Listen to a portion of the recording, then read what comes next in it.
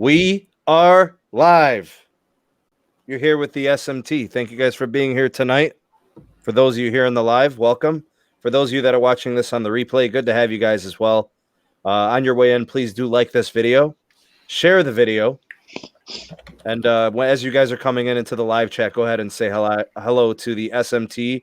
I also have Pete with me tonight. He's a frequent and a regular here on the podcast. And I have a special guest, Altered Tech. I think this is your second time on. Right. How you guys doing? It's good to have you on, buddy. Thanks for being here. We're going to be talking devices tonight. We are going to be talking Google phones, OnePlus devices, kind of Android hardware. We think about all the devices that we, saw this year, all the ones that were dropped.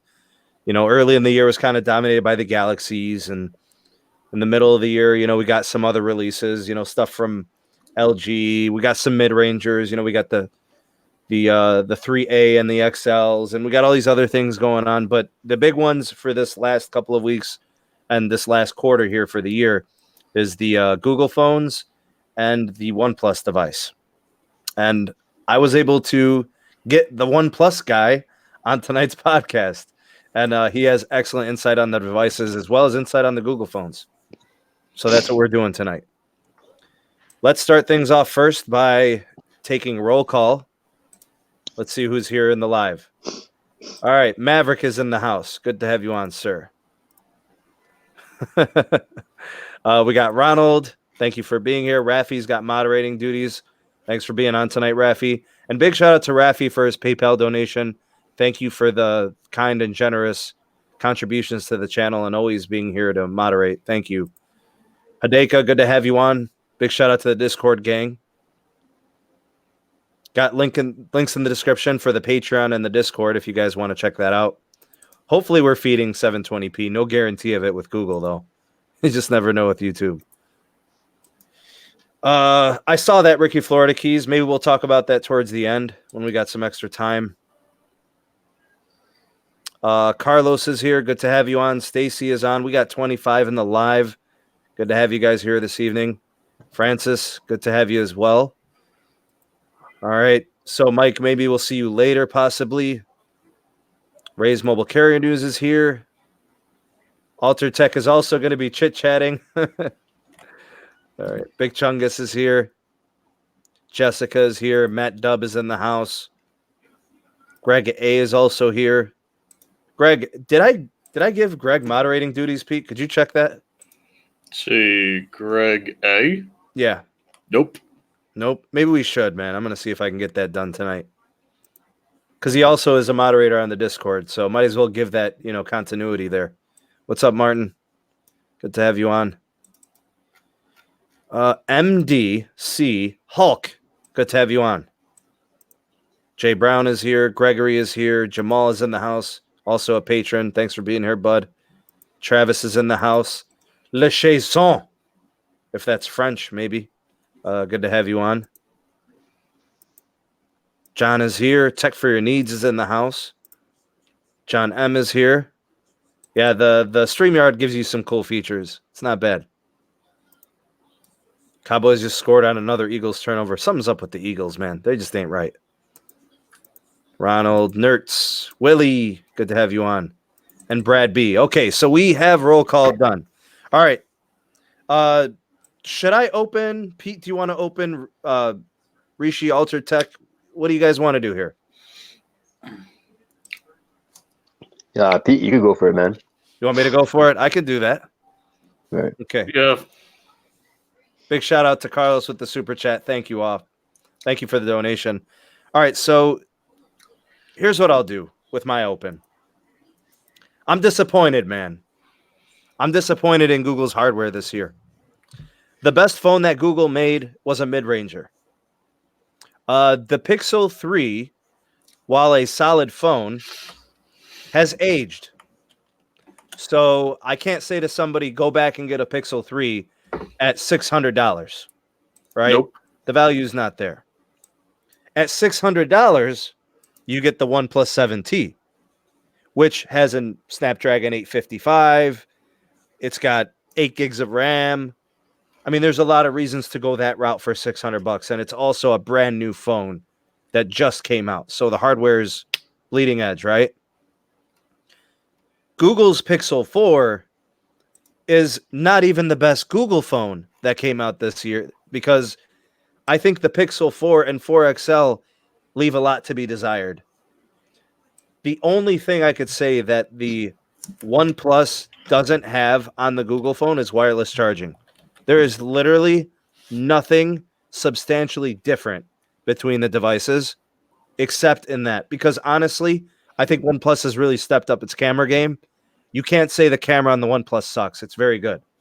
It may not be as good as Google's still photography because they've got that dedicated processing and security core, and they've got some cool hardware things going on too. But they do have a dedicated sensor for wide angle, for standard photography, and then also telephoto. That's 3 sensors dedicated to still photography and video. Google has 2, but none of them is a wide angle, which people have learned to really like and appreciate. So actually, in my opinion, I think OnePlus is doing better in photography this year because of that flexibility in the camera. You know, having that third wide angle lens to get more inside of a picture. Because what good is the photography if you're missing 50% of somebody's head? So, you know, I think about the functionality of the wide angle and how we've gotten used to it now. It's in the iPhones, it's in the LGs, it's in the Galaxies, but Google has omitted it. And then to make it worse, they actually got rid of the unlimited storage at the high resolution. So all the things that were great about Google and its photography are now less attractive. So here comes OnePlus making basically a Google device that Google is unwilling to make. But they're using, is it still called Oxygen OS? I think. Yeah. Okay, so it is, bro, their software is fantastic. It's got very good features, excellent performance. They're giving you 8 gigs of RAM. You'll never slow. A fluid and smooth experience. It's pretty much a Google phone. It's just weird that the Google phone is not as good of a Google phone as the OnePlus 7 devices are. The OnePlus 7 Pro and the OnePlus 7T, in my opinion, are both better than any Google device that came out this year. So I'm frustrated. I was hoping for something more out of the Google phone. I can't recommend the Google phone at its price point. $800 for the small one, $900 for the large one, 64 gigs of storage, unacceptable in my opinion. I think the starting entry point needs to be at 128, which I'm pretty sure the OnePlus is, right? Right. Mm-hmm. So that's me. I know it's the wireless charging that's really the only thing that's truly missing.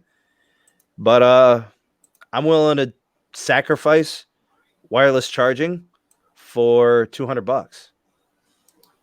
Or in the case of, I think, $200, $600 versus $800. So I don't know. That's kind of where I'm at. I think there's a lot that Google needs to work on that they're not understanding in terms of the consumer market that OnePlus gets. You know what I'm saying, Pete? Yep. Yeah. So I don't know. You guys give me your take. Let me know what you guys think of what Google did and what OnePlus is offering. All right, Pete, you go. I thought the Google phone had some great features, but still, unless you're in that niche, that those features really jump out at you, it's not worth an upgrade, even if you have the Pixel 3 or any, OEM brand in Android from the past year.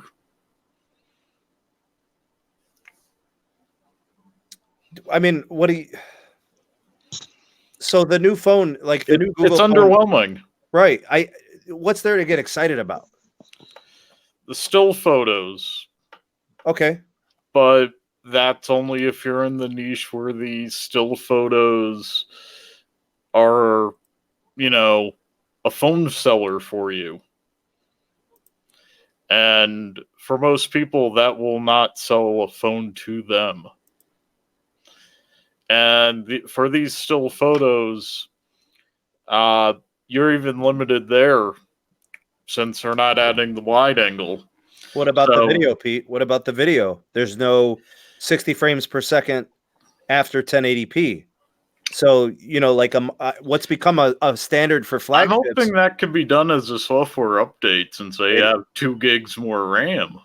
But the RAM doesn't matter. It's got its own processing core for it. Why are they doing that? That's become a flagship standard, I might go with I might wait to see if the Pixel 5 has it then. Go ahead, Rishi. No, they did say they're trying to focus on 1080p, the quality on that, and they said that most people don't really use 60 frames per second at 4K, so that was their basically their excuse for not having that. Pete, do you like being told what you want? No. Rishi, I do you don't like know being what I told what you want? I don't think anyone does.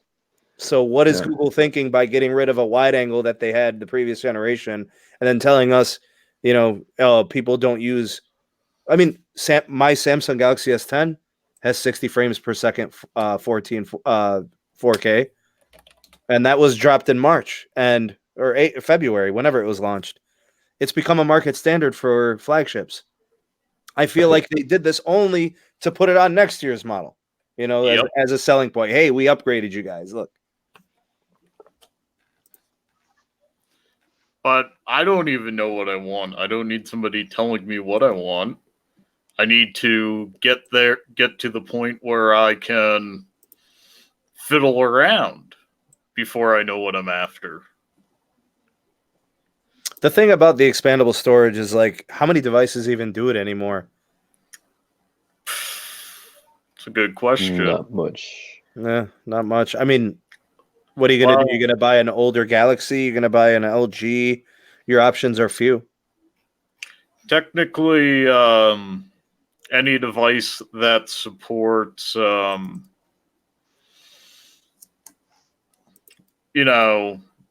is it, ODB,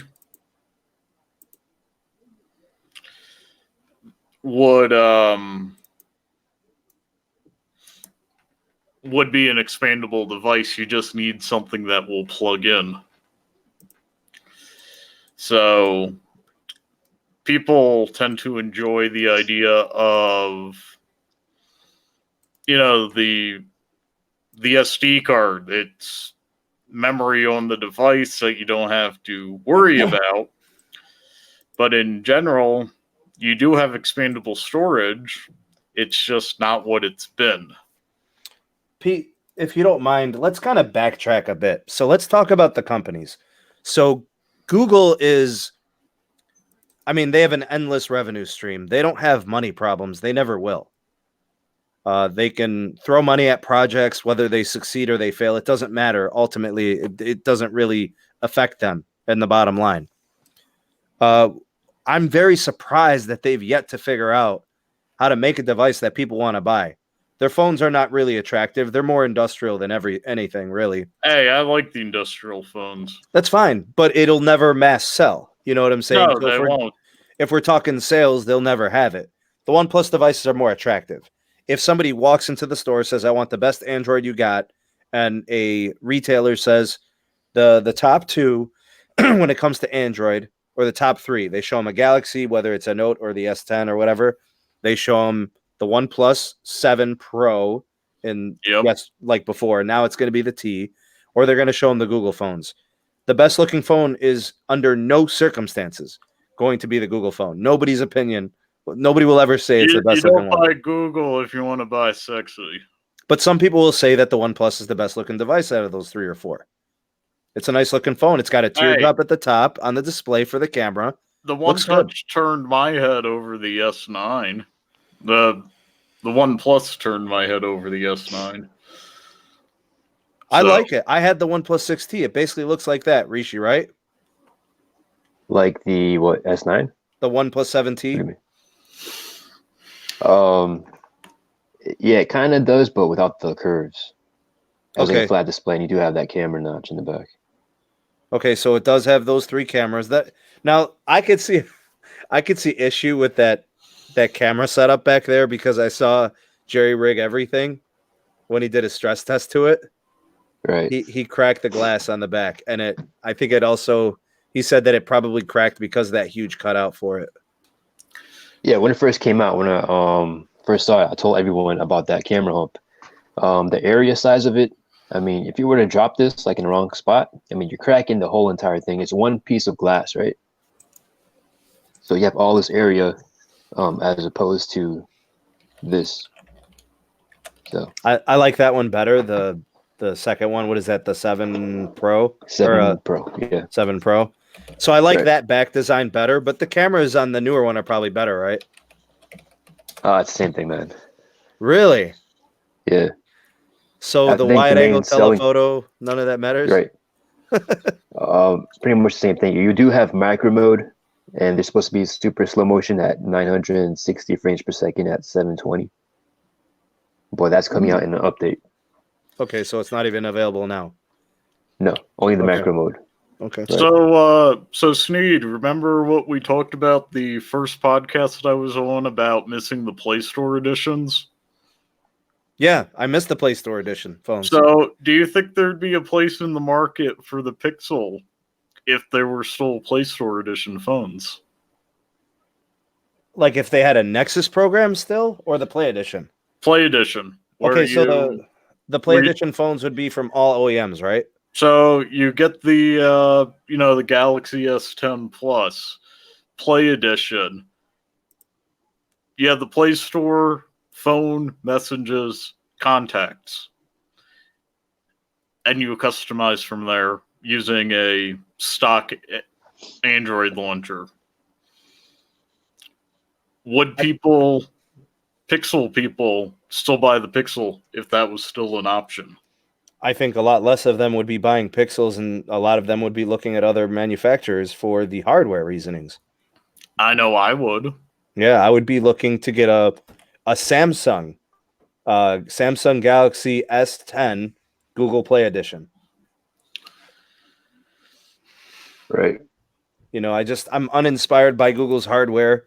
Now they're less attractive in terms of the offerings because, you know, they don't give you the unlimited storage anymore. Bro, I'm telling you, if they would have did unlimited storage based on how much content I create now and it all stores on my device locally, like I would have pre-ordered day one 2 of the phones for me and my partner if they continued with the unlimited storage.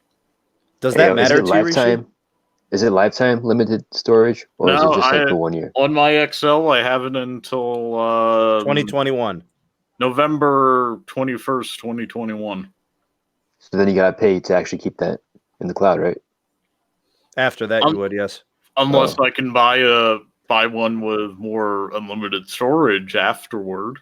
But that's at full res. So if you were recording in 4K, yeah, if you're recording in quad HD, it's going to allow you to keep it on the cloud at 1080p. No, it will. Every phone allows you to do that. The Pixels allow you to keep it at 4K at 30 frames a second.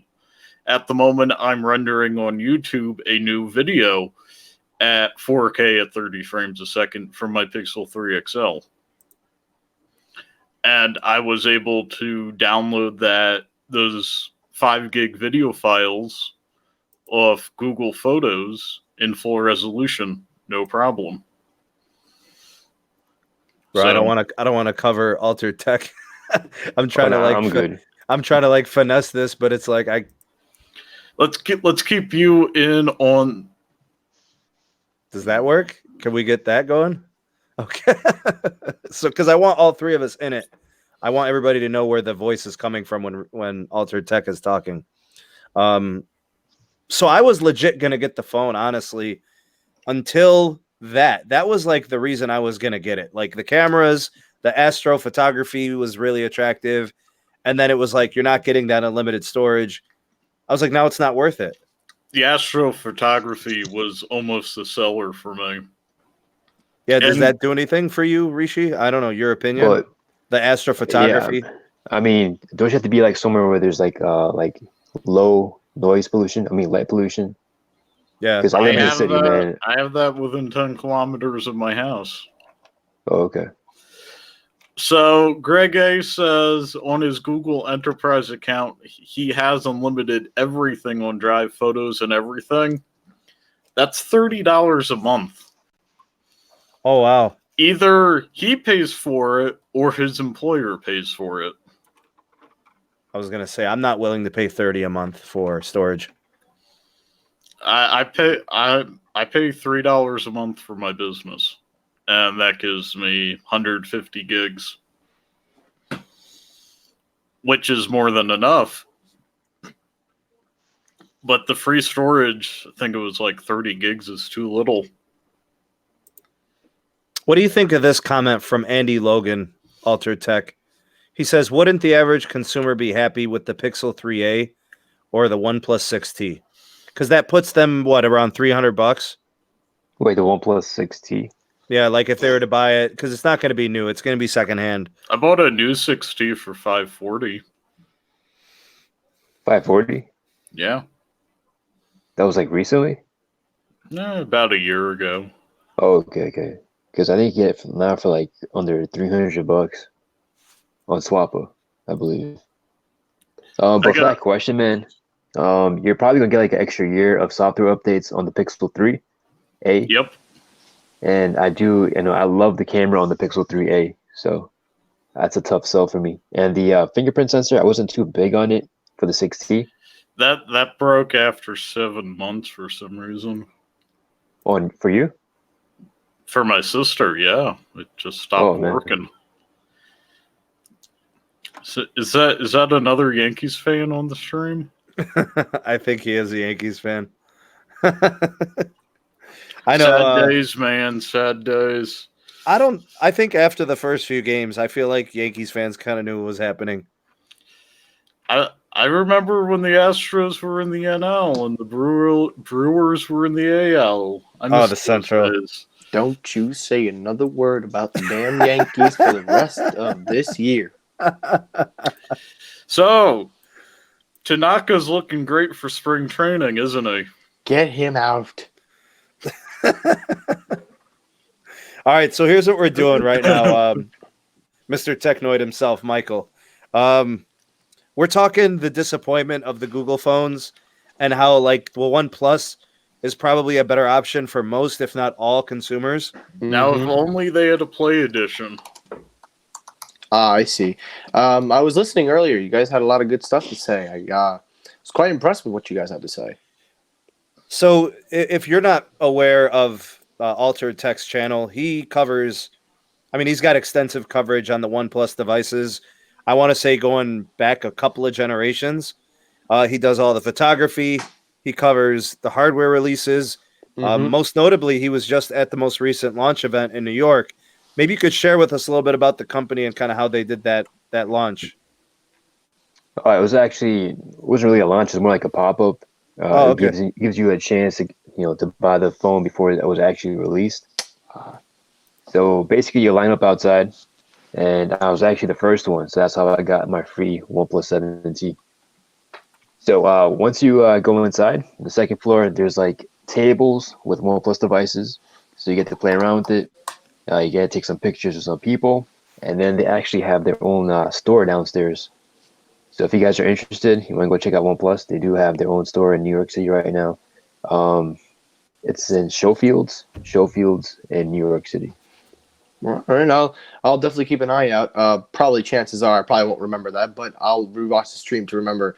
Yeah, I saw that. I got the email about the pop-up. I didn't take advantage of it because I had a long 6-hour seminar at school, so I couldn't go. I hate those 6-hour seminars.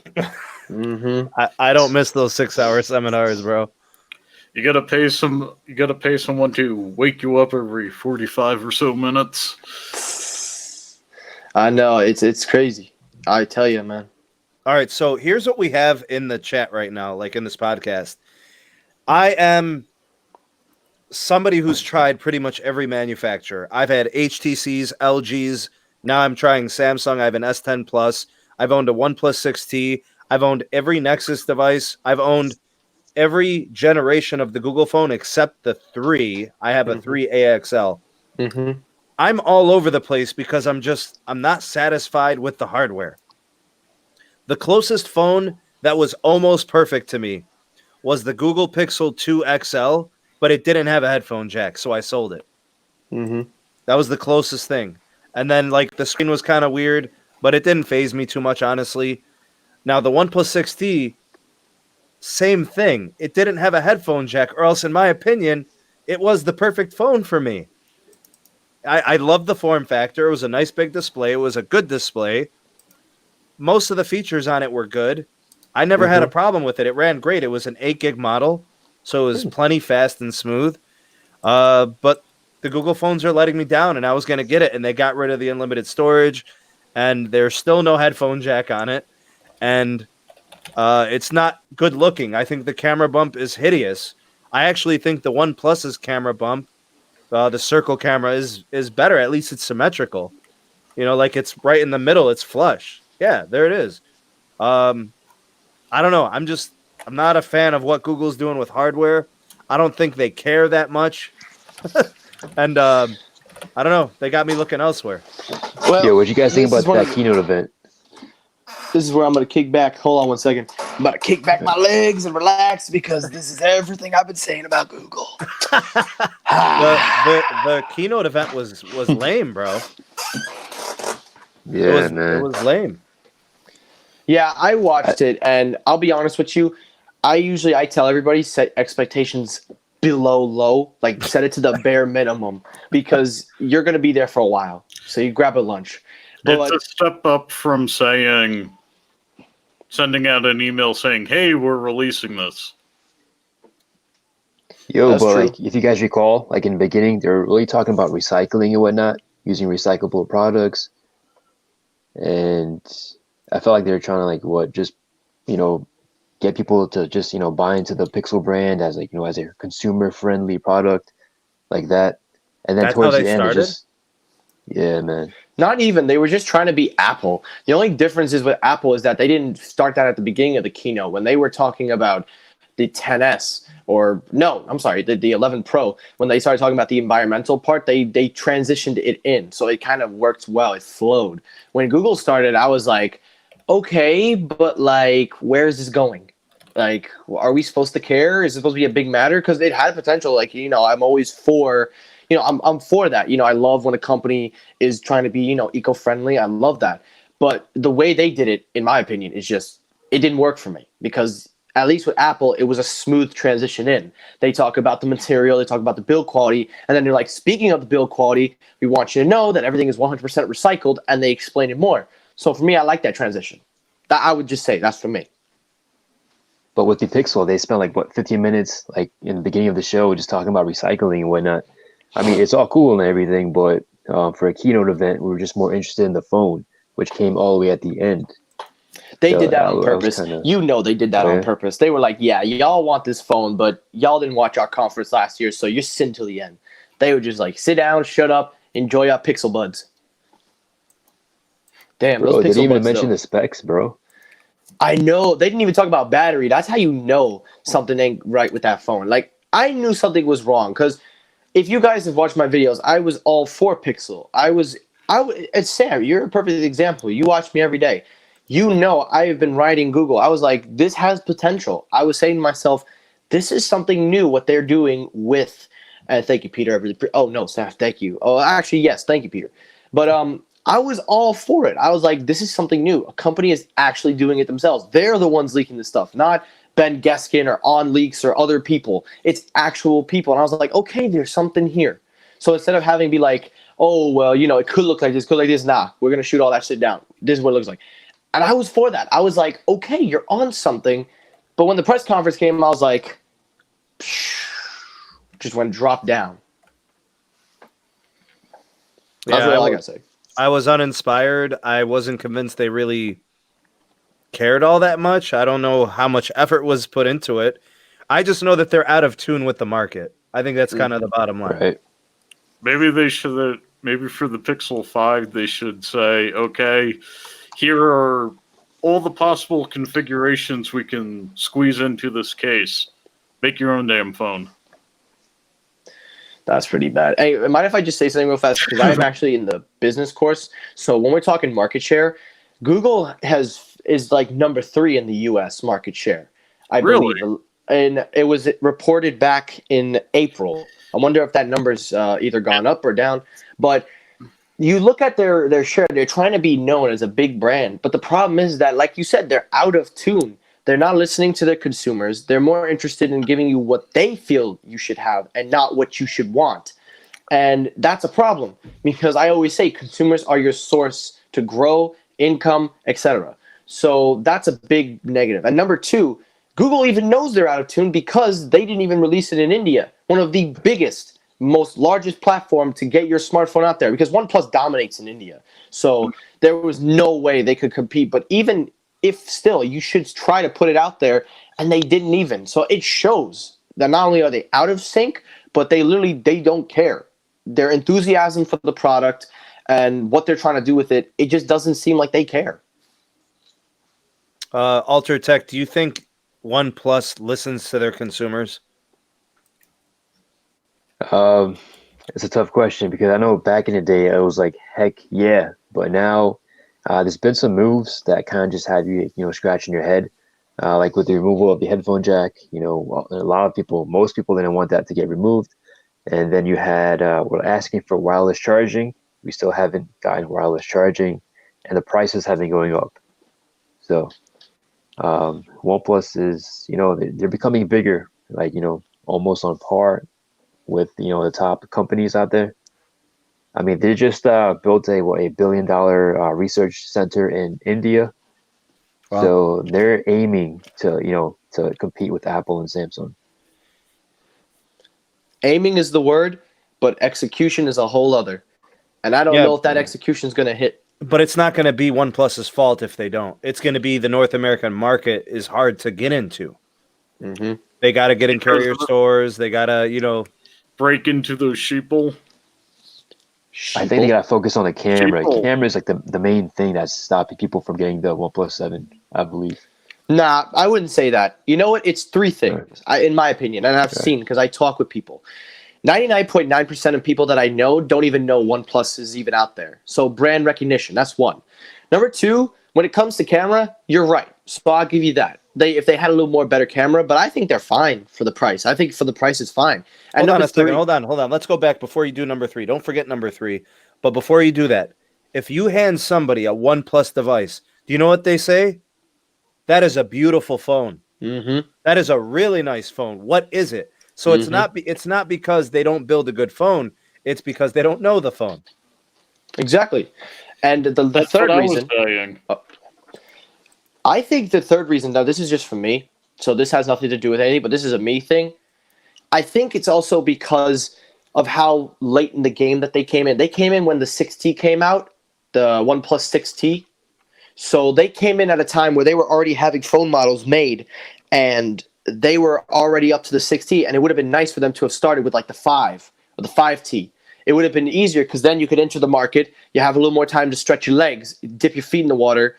But I still don't think it's too late because they're still growing. But I think they're not being pushed enough by T-Mobile because T-Mobile, I think, has exclusivity at a certain point. Now Sprint has it. But if they push it hard enough, brand recognition is probably one of the main reasons, in my opinion.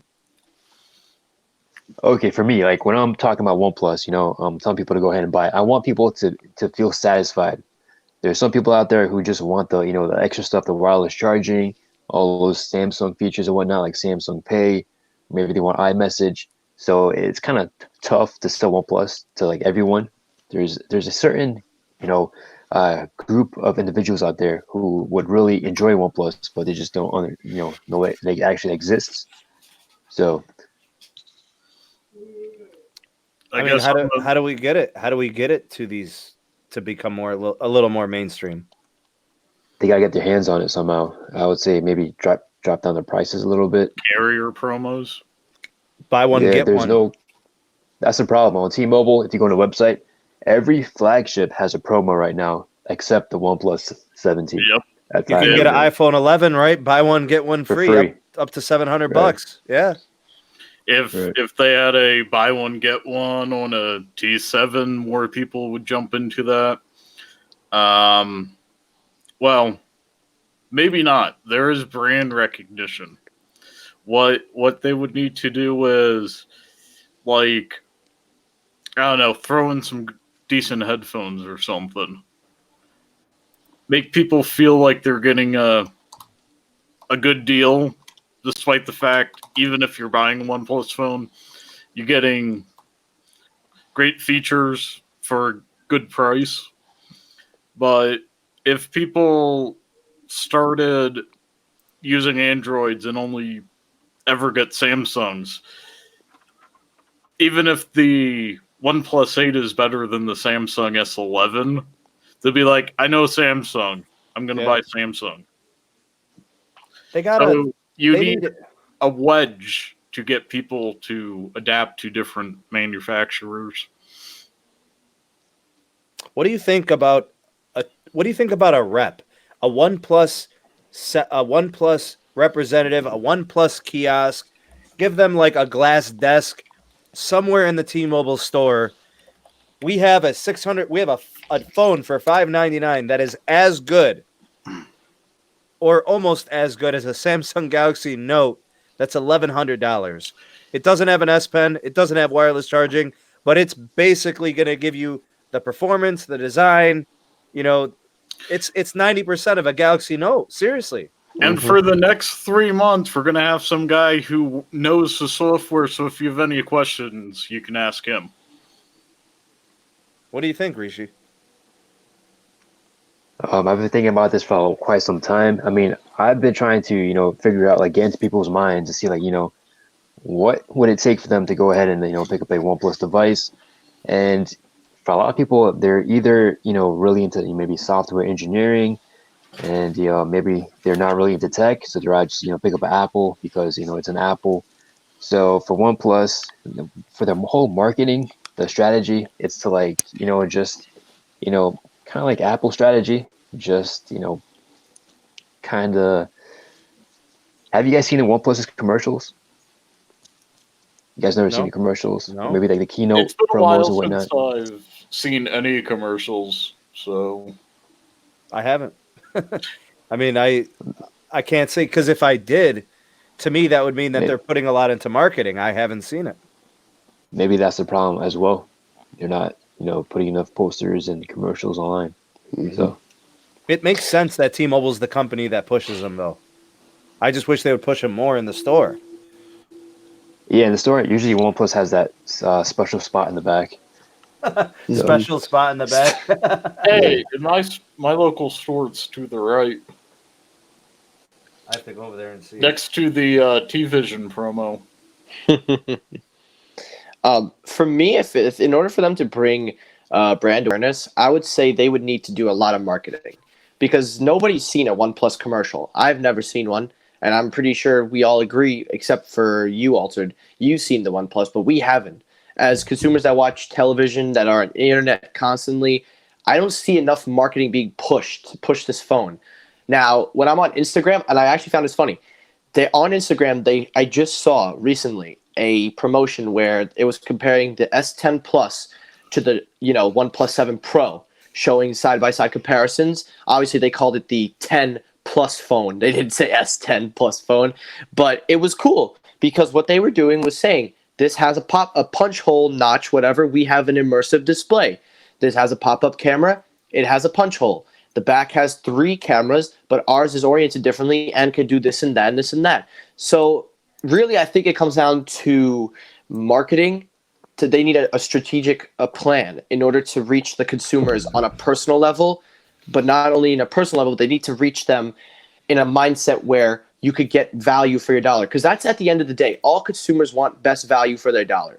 And I feel that OnePlus brings the value. So if you could reach them on a personal note and on a physical note where it's enough to convince them, you could win them over. Yeah, that's a good point. And someone actually made another pretty good comment in the comment section. They said that OnePlus, they should try to get some sponsorship by maybe like an NBA player or something, someone with like a high authority figure, someone that's very popular with people. So I actually mentioned, maybe they could get like Stephen Curry, but Stephen Curry actually has like a deal with was it the Palm phone? The Palm phone. Yeah, it's like It's a They do minimalistic better type with phone. OnePlus. Oh yeah, I heard of it. I've heard of it. Right. I would say, you know, what'd be cool. You know who'd be good with OnePlus? Not just in the NBA, but if you were to think NFL, because most NFLs they don't even promote much. NFL players don't even talk much. But get Tom Brady, one of the best quarterbacks in the world, regardless of what you think of him. You see him with a OnePlus commercial in a business suit with that blue to match the Patriots jersey. Hell yeah! Everybody's gonna jump for that. Yeah, because he's a figure. He's a face that people know, and he's a Super Bowl winner, and he's Tom Terrific or whatever they call him. I call him the GOAT of football. I don't care what anyone says. I'm not here to argue. What you with think bro. it's going to cost them, though? Yeah, you got to keep in mind it's OnePlus is a company it's like the redheaded stepchild of Oppo. You know what I mean? Oppo's a big company actually, but OnePlus is just a segment. It's like an offshoot. Mm-hmm. Another thing I just realized, they're gaming. You know, OnePlus is about gaming a little bit, right? Heck You yeah, know I've who been they playing should team Call of up Duty with? like nonstop. Yeah, they should team up with esports.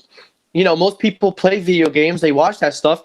Have OnePlus be the official smartphone for esports or e-games, whatever you want to call it. I don't even know what these organizations, I don't know what they call them. Esports teams, whatever, blah, blah, blah. You know, anything with video game related, that would sell well because you got a 90 hertz refresh rate and you've got the best Snapdragon and you're all about the performance. Gamers will pick that thing up for the video games. Bro, I believe that their team that they were sponsoring for the video games, they actually won. I'm not sure if it was yesterday, but it was recent. Like you see them with the OnePlus logo on their t-shirts and whatnot. So, well, they're right there. So they're already making moves. So props to OnePlus. I mean, if what you had is to sell OnePlus to someone, how would you do that? Like an Apple fan or someone, how would you sell? I don't think you're getting Apple fans. I think you're going to be No, you're taking not. from Galaxies. You will, yeah. I think you're taking Google phone users. I think you're taking Samsung users, LG. You know, Motorola doesn't really do flagships well here in the US, but I don't They used to. but I don't think OnePlus is I don't think you're getting Apple users, man. You might. You actually might. And I can tell you how. Most Apple users nowadays are getting bored of just the same form factor. Most people are just tired of iOS, and some people want to try something new. So you could probably reach out and be like, hey, bored of that iOS? You get that iPhone XR for $749 with one camera. Now you got the iPhone, what is it, the 11 for Now, hold on, $699? the 10R is $599. Well, I'll say back then, had it worked back then. I'm sorry. Oh, okay. I forgot to clarify. Had this word been like a year ago, would have been like, you got that iPhone XR for $749. Oh, for $699, you get 3 cameras, get an immersive display, and on top of that, you get warp charging, things that intrigue. Because iOS users, they're locked in. But if you have some compelling things, now you move over to this year, iPhone 11 is $699. How much is the OnePlus 7T? It's about $599. Okay, so $100 less. You get 3 cameras again. Instead of getting a notch, you get a nice teardrop. So you still get a better display than what I would say on an iPhone. And if I had to make an argument, I would even just argue about performance. Because everyone always says how iPhones are the most, dominant, obviously, with the A Fusion, whatever chips they have. But you could make the justification for performance with the 7T, with that 855 plus. Rishi, what do you think if they had the correct people, a PR team, like a OnePlus representative at the T-Mobile store, highlighting the refresh rate on that smooth display, right? 90 hertz, right? You have them showing that, and then you take a dead OnePlus 7T, dead 0%, and then you talk to them for 10 minutes and show them how fast that thing charges, bro. Like, that would help sell the phone, right? How fast does that dash charge? Right, but I think there's some politics involved. I'm not exactly sure, but I just feel like, maybe they're getting some, extra money off of, promoting Apple products or whatnot. I'm not exactly sure how T-Mobile actually makes their money selling phones, but I know they get a piece of, like a little commission off of each phone. For example, like for the Galaxy S10e, they were pushing that super hard on me. They were? When I first, no other phones, just a Samsung 10e. So there is some politics behind the scenes. So I wouldn't doubt it, honestly, considering the fact that and honestly, I could back you up on that. So last year, when the iPhone XR was around, every time in my inbox was always get an iPhone XR on us, get an iPhone XR, get an iPhone XR. And I was like, stop talking about the XR and talk about other phones. When we were getting close to the Note 10, they started going, oh, last chance to get S10 for an amazing value. So it's a back and forth, but I would not argue what he said just now. I would think to some degree there probably is something involved because they're heavily promoting one brand versus the other two, in my opinion anyway, because there's really just 3 brands in that store. Yeah. Yeah, I'm not seeing OnePlus being able to break through without a change from T-Mobile kind of helping them break through. Like, why would you agree to take them on as a company if you're not willing to go all in with it? You know what I'm saying? Because it's like a half-baked effort. They're not going to make it that way. Nothing's going to change. Like, if a customer comes in and says, I want my phone payment to be $25 or less a month, you can't sell them an iPhone. You Nope. can't sell them a Galaxy. You have to get them in something sub 600. And they're going to, what are they going to send them to? They're going to send them to a Revel? Have you seen those phones? They're entry level.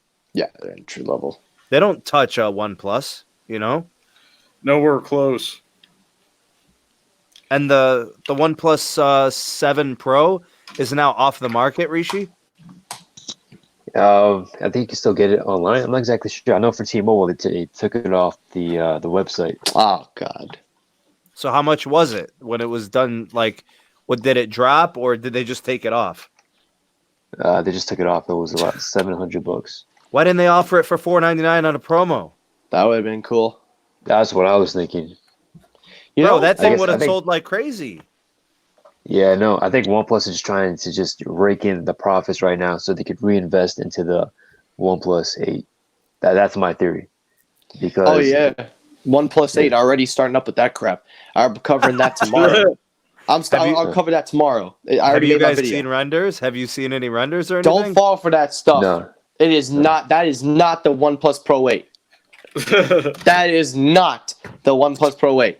All right, hold on a second. We got to talk about this. Pete, you could chime in because you are 100% a pro grade user, right? Yeah. You use your phone heavy, right? Use it heavy, use it a mess ton for business, let me tell you. Yeah, and Rishi is a creator. I'm a creator. Technoid Michael's a creator. We are pro users. I record and render video on my phones. I'm rendering a 25-minute 4K video as we speak. What's with the pro thing? Why does everything have to be a pro?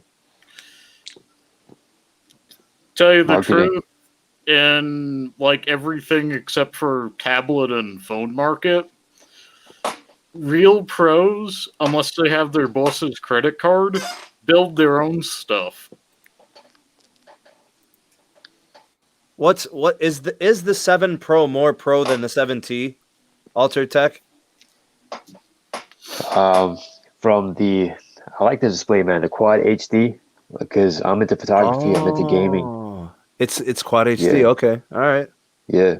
Does that make it a pro? And it looks a lot more, I won't say luxurious than the flat display. It looks, I don't know. It just looks more premium, in my opinion. But pros, in my opinion, if you're a pro, you shouldn't be like going, oh I want premium. You want reliable and robust.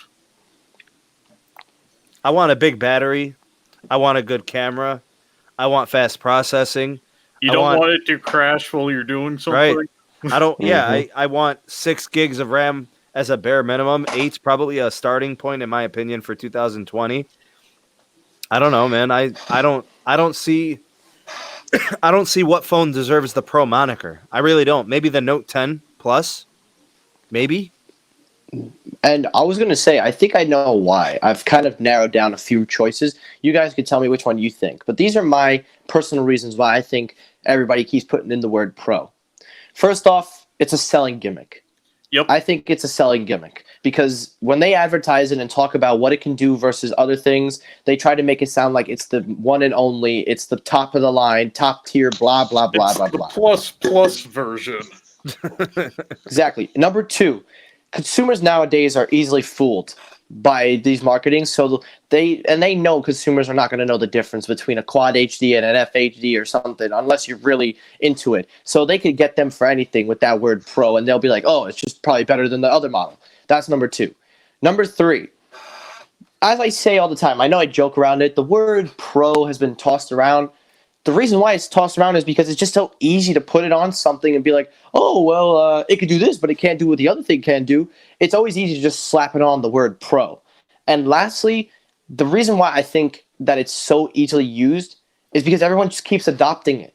If people were to stop adopting that word pro into everything they did, maybe we wouldn't see pro as often. Look, they got headphones called Solo Pros, Power Beast Pros, now AirPods Pro. What's next? OnePlus Bullet 2 Pro? Like, the more people adopt the name Pro, the more the word Pro is going to be in the title. I like this. I like this idea that Ricky Florida Keys made me think of. Coldphone Pro, if it has a graphene battery that takes up the same space as the non-graphene battery, that thing will give you 4-day battery life. So, new features, new capabilities. That's a pro. Mm-hmm. Wait, say that again? New features, exclusive features. Top, like, nothing does anything better than that phone. Like, it's got the best battery life. It's got the best camera. It's got the best audio. It's got the best 4K rendering. It's got the best everything. It's the most reliable. All right, well, I'm going to do a round robin. All right, you guys, I'm going to start with Pete, who's like here. Okay. Pete, best phone money can buy right now. It doesn't matter the price. Best phone. Note 10 Plus 5G. Rishi? Oh, it's a tough question, man. The iPhone 11 Pro Max. So those are both, well, Pete's is at 1,300. Yours is at 1,100. Technoid, Michael, what's yours? The Note 10 Plus, just the standard Note 10 Plus. Oh, man, you're leaving out the 5G. You can have the 5G, though. You can have the 5G. Oh, you can add the 5G? Okay, fine. Let's add the 5G. Let's add the 5G. All right.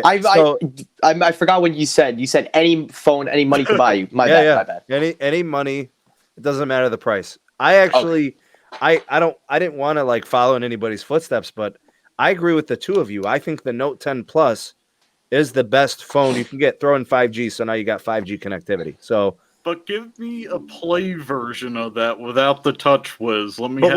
But Pete, here's my point. Listen to this. The Note 10 Plus 5G is not that much better than a OnePlus 7T. It's not. It's clearly the Note 10 is better, but it's not that much better. And the 7T is going to be half the price, less than half. There were some features in Oxygen that kind of mimic what TouchWiz does for me, but they don't piss me off anywhere near as much. Yeah, the reason, another thing I was going to say about Pro, because Sam, you brought up something interesting. What makes a phone Pro? Well, for me, we could debate the word Pro, but if I'm paying a hell of money for something called Pro, it better be something that I can use that not only will last me for days, yeah, exactly, days, it better be packed with the best specs, the best CPU, the best GPU, the best cooling, the best battery, the best amount of RAM. We're talking top of the line, top tier best specs. Gaming, best camera, everything, right? It needs to be able to convert into a computer, just like what the Note 10 can do with DeX. That's number two. Number three, it should be able to do something not only where it's not a selling gimmick, but it's a physical thing that can actually make a big impact in your everyday productivity. Pro productivity. Oh, okay. Better biometric readers. Like if you can get the fingerprint and the face scan for one or the other or both, that would be pro. That's a very good But point. a lot of vendors are going, oh, we can do face scan. We don't need the fingerprint. Sometimes you may encounter a situation where that fingerprint will be more reliable. Or you're dealing with confidential information from your business where you want both. Okay, so best phone under 1,000. Alter Tech, you go. I go with this OnePlus 7 Pro, man. See, Yeah, it's I agree. I think it's- $700. yeah. You got the fastest Android experience, and the camera is good. I mean, I just love using this device. It's like super smooth. Everything just works pretty damn good. Rishi's saying the only phone better than a 7 Pro is the $1,100 iPhone. That's what he's Right. saying right there. And I think the general public is in agreement with you. I think they probably think the biggest, newest iPhone is the best one. Mm, I'm I mean, the not camera's general on public, that. though. yeah, I'm not gonna go there, but I would actually say something different instead of OnePlus because I think we all kind of use them because they're in America. But let's just say, for the sake, if you could own any phone in the world, Okay, The 1,000 or under. It's Oppo got to be 1,000 or less. Is a good 1,000 phone. or less, you want me to really go 1,000 less? 1,000 or less. Oppo Find X. I go Oppo Find X. It's literally it used to be 1,000, then it went down to $600 converted. It's got the same display that the OnePlus 7 Pro has. It uses the biometric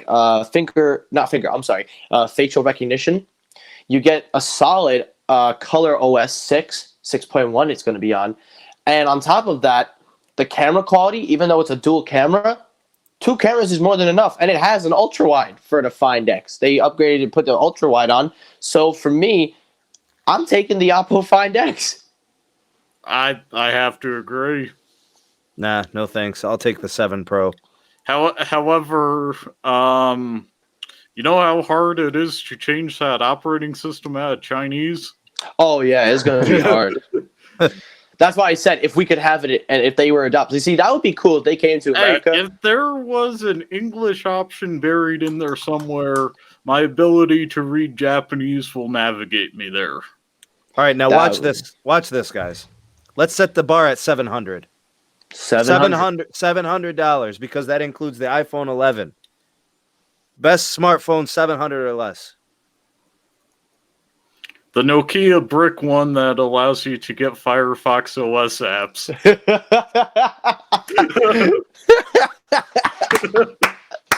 Nah, I dude. love that. That was the best answer of the night. That's the best answer of the night. I still think it's the OnePlus 7, whether it's the Pro or the 7T. They're still better than anything that Apple can do with their 10R or their 11. I think it's better than. I mean, the S10 is. What is the S10e starting price? Is it 700? 749? 750. So they're not even in there. They're not even at that price point. Under 700, yeah, it's definitely going to go to an Android. It's definitely going to Android because iPhone, nah. But No. I would go. All right, I'm gonna pull another one up. Don't get mad at me now. Bro, you're naming Asian market phones like they're not here. But that's the thing, though. They're so much better in Asia. Like Asia's getting so lucky out there, bruh. Like I look wish at we did have Huawei more phones. options here. Yeah. Look at Huawei. Like that's what I was about to say. I was gonna go to the Mate 20X, or even not even a Mate 20X. I could probably go even lower because if you convert their money, it evens out to $700. Yep. Hey, this is why Ultra Tech is muting his. Here's why. Because I'm kind of sick. I don't want to breathe too hard while he's talking and stuff. I usually mute myself so you guys can go. So go ahead. I'll mute. Wait, who's talking? All right, Pete, you go. So I keep mixing up the Huawei Mate and the Oppo phones for some reason. I think it's because I can't touch them in stores. So let's talk about that diversity agreement T-Mobile signed. Ooh, this Is is this going to interesting. help? All right, Pete. 2011. I'm going to flash back. AT&T and T-Mobile are working on a merger. They get Did the it happen? NAACP on the side of the merger. That's the same type of move this is. Yep. It's a little politics. It's a little showmanship. It's a little Mainly gamesmanship. showmanship. How does this look in court in Manhattan on December 9th? Well, you have these ethnic groups. I think that's how I'll describe it. Yeah. That could be underrepresented in the industry. This is guaranteeing that the merged company will have a good representation of such groups within the stores, the support, etc. One of the things that Letitia James said was this was going to affect people that were in like lower socioeconomic statuses in terms of their connectivity. So like, it's going to affect competition. Bills are going to go up. It's going to affect them dramatically. Well, typically the person groups included in this do tend to fall on the lower end of social economic. Are you guys familiar with some of the different prepaid and MVNOs? They Thank keep you. adding new ones. Okay, Alter Tech, you're from the eastern part of the U.S. What are some typical carriers that people use when they're kind of more on like the bargain branding and they're looking to save some money on service? It's we got three. It's either Boost, Cricket, or Metro. Yeah, same here in Cleveland. Same thing. Sounds about right for here in Colorado. Mike, anything in your neck of the woods? So about the same with the inclusion of Metro by T-Mobile, obviously, and then there was one more, but I can't remember the name. But if it comes back to me, I'll let you guys know. So I think what this diversity support gives them is them saying, well, with the support of ethnically diverse groups socioeconomically, if you have their support, that basically means they're not worried about their bills going up. They're supporting the merger and they think that it's going to be good for them. Personally, I'm worried about their bills going up if the merger doesn't happen and AT&T is the only 5G company. 1 week could go by and they end up paying $20 more for the same worse service. Pete, I know how you feel about AT&T. You're still mad about the anytime minutes from back in the day. And then I know you Verizon, I'm still mad about Mountain Bell charging me so much to reach California. Ooh. Mike, yeah. Mike, what do you think about AT&T, man, as a business? Well, before I say it, I actually just remember the name. Straight Talk. You ever heard of Straight Talk? Yeah. That's Walmart. the one. Walmart. Yes, you're right. With AT&T as a business, I never really looked at them because they just never were available around anywhere in New York where I look. Mostly it's usually just Verizon, T-Mobile, and Sprint. AT&T was hardly ever in our areas, so I never really looked at them because they just were never around. But recently they've started picking up. But as a business, I don't know. I mean, my uncle and aunt had them for 13 years, same as the iPhones. Like they've been with the iPhones when they came out. And they say they enjoy it because, they live a simple life. So they enjoy it, but I think they don't see what you and I see, that they are very scummy. They are really scummy. I want to welcome somebody into the podcast. Tito from Aloha Android, welcome to the podcast. Thank you for joining. I know some things were kind of becoming obstacles for you. I'm just glad to have you on, man. Thanks for being here. I appreciate you guys having me on here. Sorry I'm late to the game. Was there a Roswell convention or something? No, just Phoenix traffic, man. Just stuck in traffic. Just trying to get home. Wait, is that overpopulated down there? Well, I guess somebody didn't have their lug nuts tightened on their car, so the wheel popped off right on the interstate and backed up traffic, and we were all jammed in it. So you're not in Europe, I take it. No. All right, so let's get you caught up. So we just talked about OnePlus and Google phones, and this is a conversation you and me are going to have in the future on another podcast. We'll talk about Google and what they do. but Yeah. we've kind of moved on and shifted from it. But we're talking about the merger a little bit. You're pretty familiar with Sprint. Yeah. You know the business practices. You know what's going on there. They just in the merger, T-Mobile just kind of signed on with a diversity group, showing support Okay. for the merger. In terms of your region, where you've lived, where you've worked, who are the major prepaid carriers that you're familiar with and you know kind of in your market? So over here, it's mostly either Metro by T-Mobile or Boost Mobile. Okay, so Cricket's not even very, popular over there. Not as popular as Boost Mobile or Metro. Pricing is a big thing, right? People are very sensitive to the pricing. Yeah, they are. Okay, so we were talking about how, like, one of the things that the Attorney General from New York, Letitia James, has said over and over again is that people of minority, people of low income households, they're very sensitive to pricing in their wireless. And if this merger was to proceed, it would affect them greatly. Billing and pricing would probably increase. And she worries about their wallets, as they say. They just got this kind of support from this diversity minority group. And that, I think, does good for T-Mobile as they present this case in December.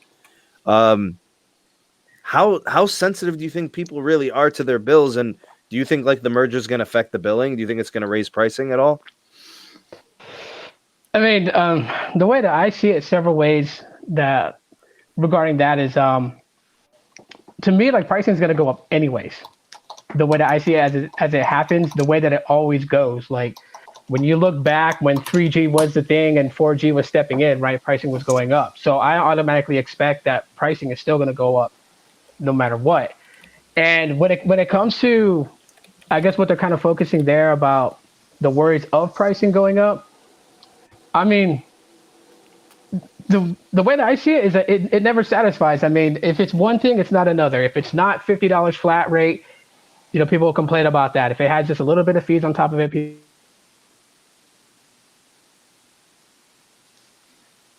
It looks like maybe he froze a little bit there. Yeah, give him a couple seconds. Looks like Going he to needs a happen. better eyes. There you go. Okay, so we were at $50 flat fee. People were very sensitive to that.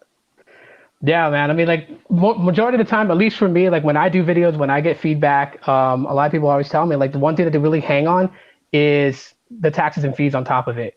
So like it doesn't matter. Like for instance, when I talked about Google Fi, and then people will even if you mention like it has the connection of 3 different networks, it don't matter because it's not flat rate. Like, I think people's more focused on just flat rate or the taxes being meshed in with the pricing. And even if that was to go up just a little bit, like even if you look right now, like Boost Mobile has those different tiers. So they have 50, 60 and going up, right? And they add things in. To me, with the pricing, it's just not, it's something that I feel like it's just, they're just going to get blended in no matter what. Like it's just at one point when it does go up, it'll just eventually become norms. Everyone kind of shifts over and then eventually it just becomes norms in my opinion. Okay, Pete, go ahead. With what? The kind of your carriers? take. Yeah, your take on pricing, kind of the sensitivity to it, nationally, prepaid, MVNO, merger. Everyone who talks to me about phones, they either fall in one of 2 buckets. One, they don't want to pay for anything, or 2, they're willing to take a bullet for the company. If you have, reasonable price for for great service, people who are in the prepaid market, in this lower social economic, will latch on. If you're middle or upper middle, you find something you like, you stay there. But a lot of the people I hang out with are actually in 3rd bucket. Not enough service from anyone but Verizon. Rishi, explain this right here. Right. So I'm saying if maybe if the merger does go through, instead of just increasing prices. They're probably going to find ways to cut down on added costs, like with the Amazon Prime features. You get a ton of perks with T-Mobile, right? Yeah. You get Google One service. Yeah, it's a ton of things. So we might see less of those, I'm guessing. So take away the Google One storage, take away the Amazon, and then keep the pricing the same. Right. That's a possibility. Yeah. Go ahead, Michael. I'm sorry. I was listening, but what was the question one more time? Because I know we were talking about like how the pricing is going to change potentially with the merger. What does that do to prepaid customers? What does it do to their bills? They're the most sensitive group. Postpaid customers are like kind of used to premium pricing. I don't know. I don't know if it would really bother me because I see what we pay and it's pretty reasonable. But for lower end customers, I mean, nobody's really forcing you. There's no real like big stress saying you don't have to pay it. You can always, if anything, I think T-Mobile has like 3 plans: Essential, then you got Magenta. So you don't even need to take the top tier plan. You could just get the basic minimum, and then you could still save yourself a few dollars. There's an issue with T-Mobile Essential though. In some markets, it could be more expensive than Magenta, or even $1.50 less because they do not include the taxes and fees in the price. I'm curious which market that's in. I'm actually curious now. It might be in California where it's $3 more and you get full Magenta. Would that fall under state taxes though? Yep. Would that be okay? So then that's understandable because look, state taxes you have to pay, and honestly, they're ridiculous. But for me, no matter what, I do think that the prices are going to go up, but I don't think they'll go up to the point where it'll stop people from switching, because the whole idea with T-Mobile was to get the competition and get them to the point where they could match, or if they were, they would be behind. And I think that strategy is going to still work with them. I don't think that they'll drastically increase the price, but if they do increase the price, what could it possibly go up by? Like, everybody makes it sound like it's going to go up by hundreds of dollars. A few percent, Pete? Maybe 10% at the absolute most, which to me would only be $20 for 8 lines. Okay, that's fine. See, like, everybody blows it up and makes it sound like it's hundreds of dollars, and that's my thing. It's not. So it's like 10% would be fine. Jonathan says in Puerto Rico, the Essential on T-Mobile is higher than Magenta. Oh, so he's saying pricing is more expensive in Puerto Rico. Oh, Puerto Rico. Due to the taxes and fees. All right, let's push forward. Let's move forward here. Let's speculate for the next 2 months. There are 16 or so states that are against the merger. They're in or part of the block. One state has been flipped. Mississippi was anti-merger. They flipped. They got commitments from T-Mobile to roll out 5G in 62% of the state within 3 years, and I think like 92% of the state within 6 years or something like that. Yeah. I don't know how realistic that is. Mississippi lacks a lot of LTE coverage. So I don't know if they're just saying, well, wherever we upgrade LTE, we're going to do 5G also. I don't know. Maybe that's what it is. But they need it bad, Pete. I looked at the coverage maps. It's bad. I don't blame Mississippi for switching up. Dude, it's not even the T-Mobile coverage maps.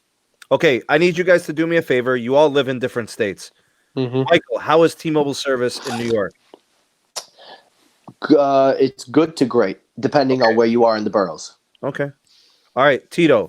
Well, how is T-Mobile service in Phoenix? It's actually pretty good. Okay. Yeah. All right. How is Sprint service in Phoenix? It's actually gotten better in the last 6 months. Really? They're doing some upgrading?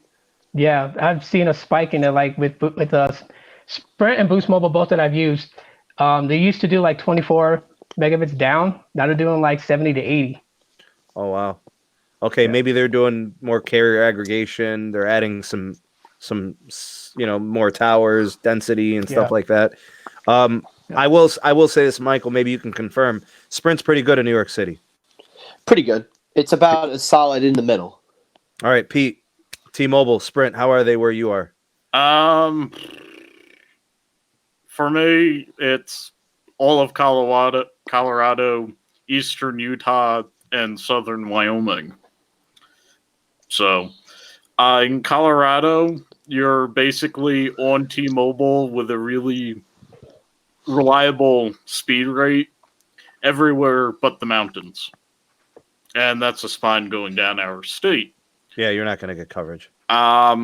You can get some 3G or 2G Verizon in those areas, but not T-Mobile. Sprint, little lower than T-Mobile in coverage, but they have some reliable roaming agreements. So as long as you're trying to make a call, you can make a call. But I wouldn't recommend looking up Google Maps if you're lost. Okay, Altered Tech, on your side of the states, and how's Sprint and how's T-Mobile in your experiences? All right, for T-Mobile in New York City, it goes from maybe super fast to sometimes it could be decent. It really depends where you are. For Sprint, for some reason, I feel like no one's on Sprint right now. So it's just sometimes it's actually faster than T-Mobile. I've never lost connection in the New York, DC area on T-Mobile. So they got towers everywhere. Yeah. They've got some really good markets, Sprint, but it's not national, bro. Like, they've got areas of certain cities that are phenomenal. They do Rhode Island is amazing for Sprint. But, I mean, it's so few and far in between. Like, bro, Sprint here in Cleveland, in this surrounding area, is so bad, it spends over 50% of the time in 3G. Bruh, how? We're 2019. I haven't seen 3G on my phone in years. Years. Bro, seriously, I'm not exaggerating. It was 2015, the last time I saw 3G on the top of my phone. And it's all over the place in Cleveland. Like, my friend said to me, he said, Sam, I can't use my phone for Uber because I keep dropping into 3G. And I'm like, bro, you got to get rid of Sprint here. You can't have Sprint in Cleveland. You can't.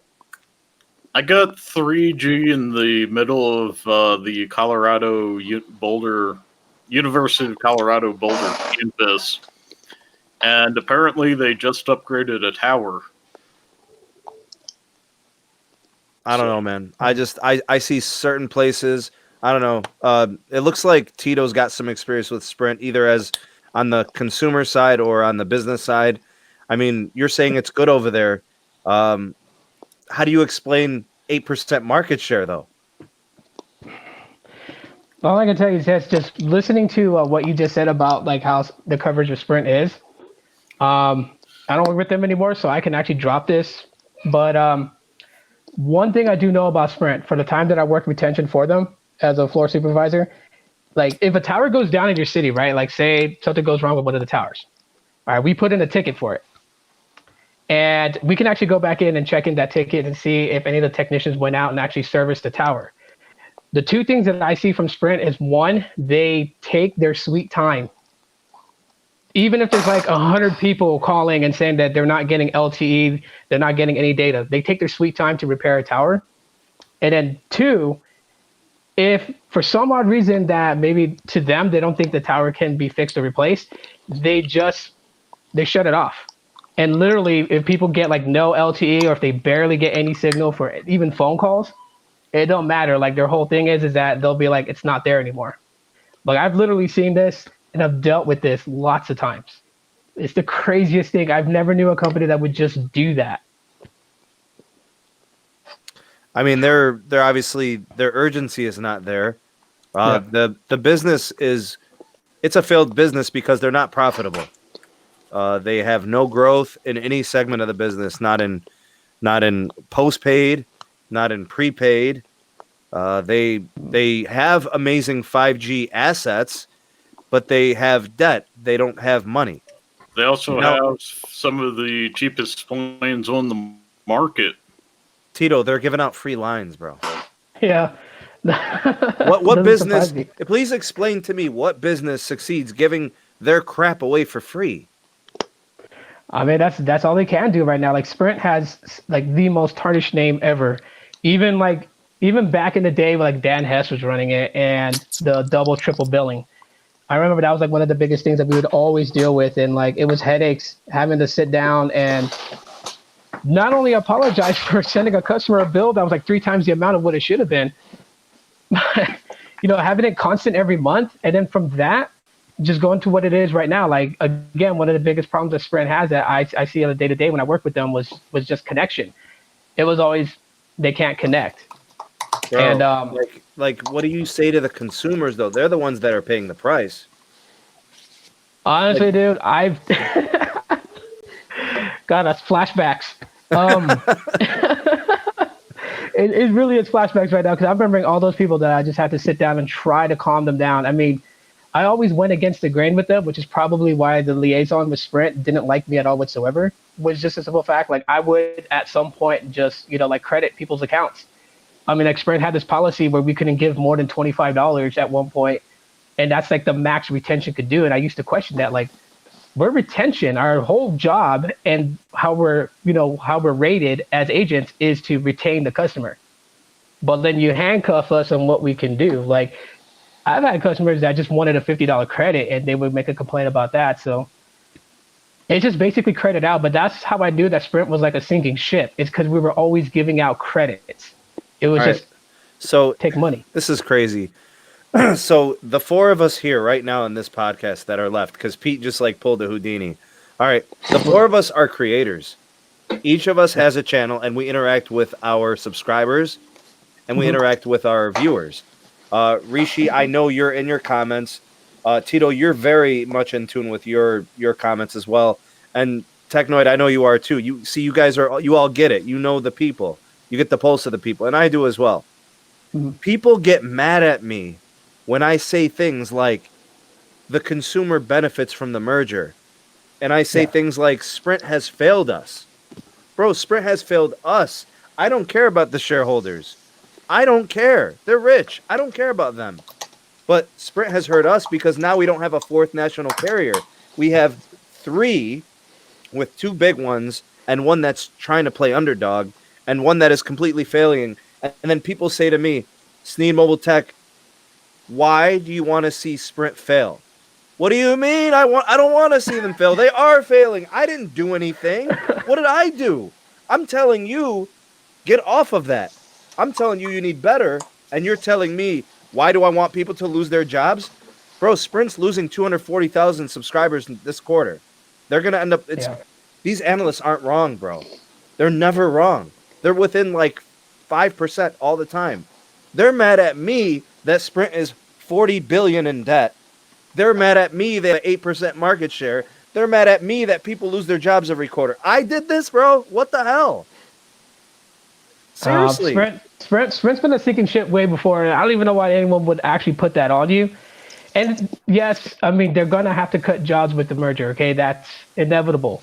I do know that the center that's here in Phoenix is actually getting flipped over to T-Mobile once, the merger is put in. Like when they start going through the motions of getting the merger done, that center I worked at is going to flip and become T-Mobile. They already got the word in. So would the job losses from the merger be greater than if the merger did not happen? It would be. Sprint is a sinking ship, man. Let me tell you how high and how good T-Mobile has come up. Raise your hand if you have either T-Mobile or an MVNO of T-Mobile for service. You got Google Fi, raise your hand. See what I'm saying? All of us. So T-Mobile's doing this. Sprint's doing this. Why are we trying to save a failing company? Why don't we just create a better carrier from the combined assets of a failing company so that Verizon and AT&T don't get those spectrum assets in an auction? Yeah. Sam, I just actually want to chime in real fast. I know I've been quiet. I'm just doing a little something. I'm sorry. But see, that right there, what you just said, why can't we just build? That's exactly why I'm all for the merger. And I know that, the stipulations have changed things, but they changed it in a positive. You're getting another carrier that's better than Sprint will have been in their entire existence. And for these states to keep opposing and keep coming up with literal BS reasons to say that it's going to hurt consumers, you're getting a 4th carrier that will probably be better than Sprint. No, not probably, will be. And on top of that, will be cheaper if you aren't satisfied. So, to my mind, common sense says, what is there to argue? Like, I don't understand. And that's where I'm all for the merger. Because if you create that fourth carrier and it becomes a success, honestly, where could you go wrong? I'm telling you, Mike. Mike, here's why. Here's who's mad about the merger. The 5,000 customers on Sprint that have good service in those 10 cities. Because they're getting free lines and they're getting good service in those 10 cities. Seriously. I don't doubt it. They're the only ones, bro. Because anybody who travels nationally, bro, what state attorney general has Sprint? You know how many times I've sent a DM, like seriously, or I've tweeted the state attorney general, Letitia James. I said, who's your provider? I know it's not Sprint. Don't lie. And I bet you it's not T-Mobile either. I bet you it's Verizon or AT&T. It's probably Mobile. Bro, that's what I want to know. Every attorney general that opposed the merger, what is their carrier? That's what I want to know. It's usually AT&T if you work with in the state, with the state. I just want to ask, I'll ask each of you. Rishi, what do rich people have for service? Verizon. Mike, what do rich people have for service? Are you considering me rich? Sure, you're rich, bro. T-Mobile. If you're wealthy, Pete, who's the service provider usually? Verizon and probably some other company I have no idea how to pronounce that has a roaming agreement with AT&T. Tito? Rich people, Verizon. what do they have? Verizon. See? See, bro, affluent parts of cities, affluent parts of states, they all have Verizon or AT&T. And it's usually Verizon. And no AT&T. I don't know. I work in a very affluent community. They have a lot of money. There's $1 million homes everywhere. That's the type of district I work in. They also appear to have like really expensive LAN-based internet. Yeah, they get the high-end home internet provisions, the gigabit speed and 500 megs and all that. And the low end is upsold. The price goes up in those markets too. Is this true, bro? You have to be wealthy to have Verizon? Nah. You could also be in debt and have Verizon. Mhm. Very true. That's a fact. That's a fact. Seriously, I just want an answer from Letitia James and the Attorney General of Texas and the Attorney General of California. I want to know who their carrier is because I bet you it's not T-Mobile or Sprint. Texas is probably AT&T. It is, yeah, for sure. That's an AT&T state. You got AT&T Stadium and Arlington and all that. And AT&T HQ, you can't forget that one. Is anybody excited about the Motorola Razr phone, or am I the only one? I love my Motorola Razr. If you give me 15 minutes, I'll pull it out of my closet. No, man, I'm talking about the new one, man. The one that's supposed to come out in November. You're talking about the one that came out in November of '94, bro. Come on, man. They need a better name. Tito, you excited for it? I'm just excited that it's the revival of a classic. I mean, I had the Razr V3M, so I'm excited to see that back. Michael? Little bit. You got me excited though. You got me when you told me more about it. What about you, Rishi? Anything for you there? If I could get my hands on it, yeah. But that price tag. What are you hearing for a price tag, bro? Yeah. What? How much? What are you seeing?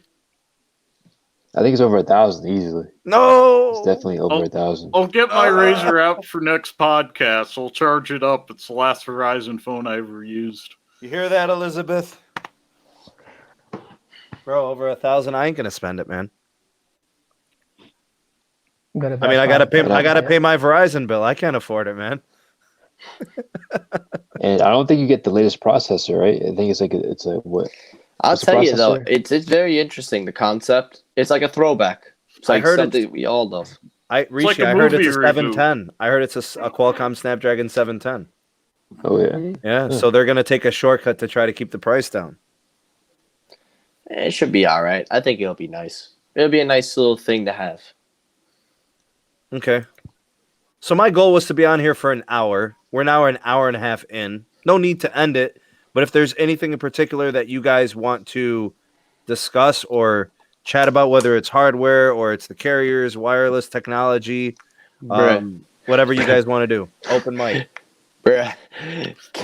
Sounds like Carlos says razors are Moto razors or pro. They're reliable. That makes it a pro? Yeah, reliability. Oh, that's devastating, bro. I thought reliability was like a standard.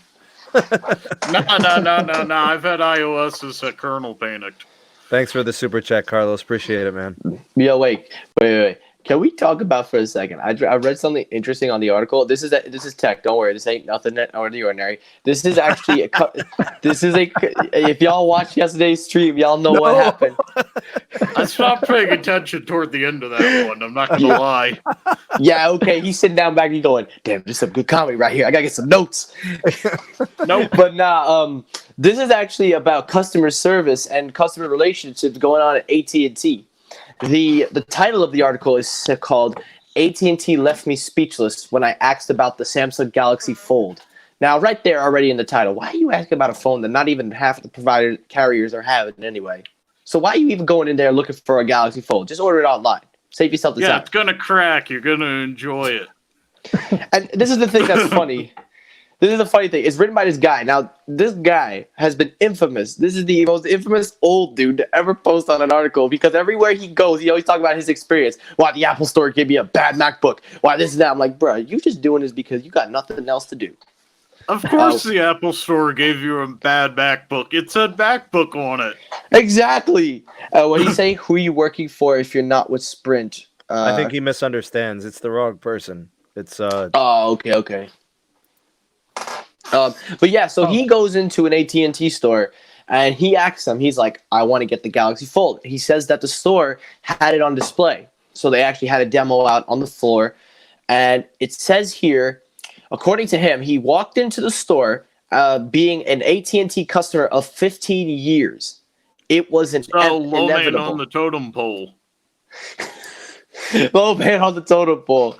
I swear, I don't know what he thinks he's doing right now, but it's great. So it says here he was greeted saying, I'd like to see the folding phone. The folding phone. That's such a great way of seeing it. And then here's what AT&T told him. This is what they told him. We don't really have any. My forehead became 12 relevance of wrinkles as my mouth was temporarily out of action. Bro, you already got them wrinkles in your eyes, so stop trying to hide it, bro. You're just old. He goes, Chris, how can I? He's like, oh, yeah. And then it said, sorry, I lost my place. They explain why they don't have it. So the reason the demo is out on the floor is just to show off the phone. No one can actually touch it. They are just showing it. And it says here... So it has a broken screen on it? It says here the crease was visible, and if I had to touch it, it would look like it touches lumpy. Okay, so I guess he's just imagining this thing as he goes along.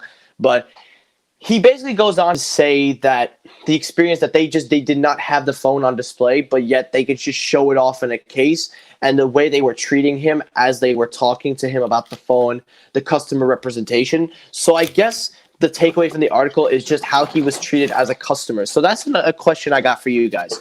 Since T-Mobile is all about delivering customer quality of customer service, not just in home, but in the stores, why is it that these things like that, like when you have employees like that, why is it that it's always like AT&T and it's always Verizon, but you never hear anything like T-Mobile or, God, hell, should I even say Sprint? Because I haven't seen too much Sprint. It's mainly just those two. Wait, Sprint has employees in their stores? Hold on. Maybe All right, just one guy with a wig coming out as a girl. I have your answers, I think, and you guys will be able to add on to it. But before I go on, I want to give a special shout out to Easy over at Easy Computer Solutions. I've been watching Eric for like years. All right, he's one of the OGs in like the smartphone review game.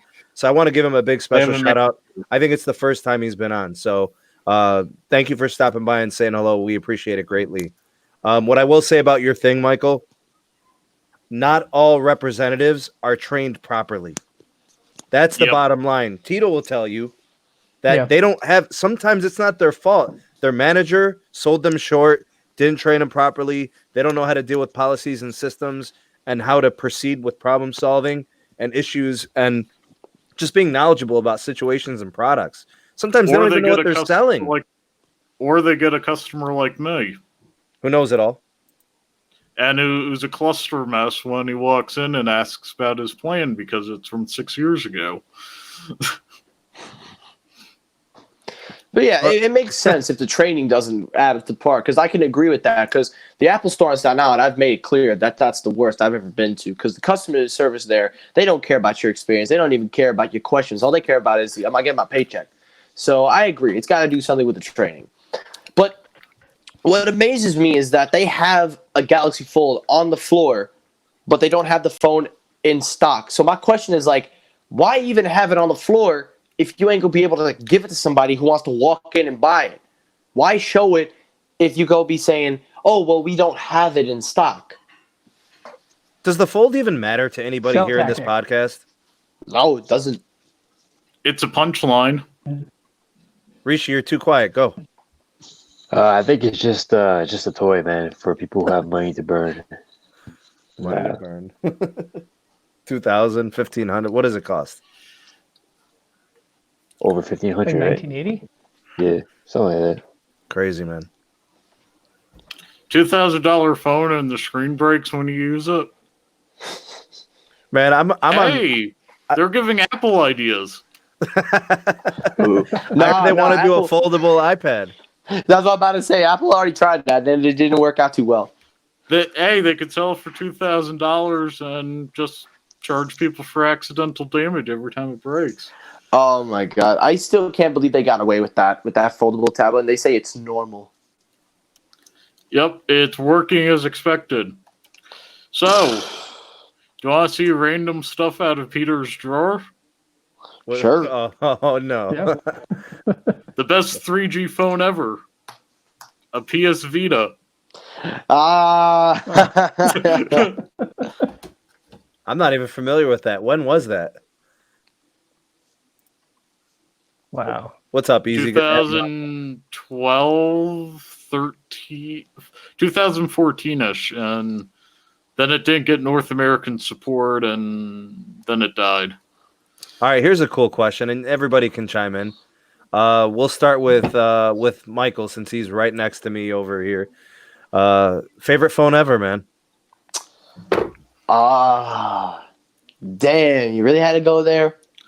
All right, well, I've had in my lifetime, I would say about 4 phones, just 4. The iPhone 5, the iPhone 7, the iPhone 10, and the Note 10 Plus. And I gotta be honest, I'm gonna go iPhone 5. Yeah, it was your first phone. That makes sense. Not Tito, go. even that. It was just classic iPhone. It was classic iOS before Tim Cook became CEO. Steve Jobs' iPhone, right? Mhm. Go ahead, Tito. Oh, okay. Gosh, I would say the Moto Q. I don't know if you guys remember that PDA looking phone. Yeah, I remember the Moto Q. Yeah, I love that phone. That phone was awesome. That had a pen, didn't it? Have a stylus? No, mine's actually didn't. I don't know if it was a Q9 that did, but I had okay. like the first one. Yeah. Pete? I liked my Nokia brick. Why? It's a first phone nostalgia. Also, with a Nokia brick, you can make a phone call, put it on speaker, talk to your friend, and then knock somebody out with it, steal their $1,200 iPhone, and not drop connection. Bro, I thought you worked all that out in therapy, bro. I did, but I still like the brick phone. Also, that came up a lot when people complained about the sturdiness of iPhones when I worked at Apple Care. If you have an issue with how sturdy the iPhone is, get a Nokia brick phone. Fair point. Fair point.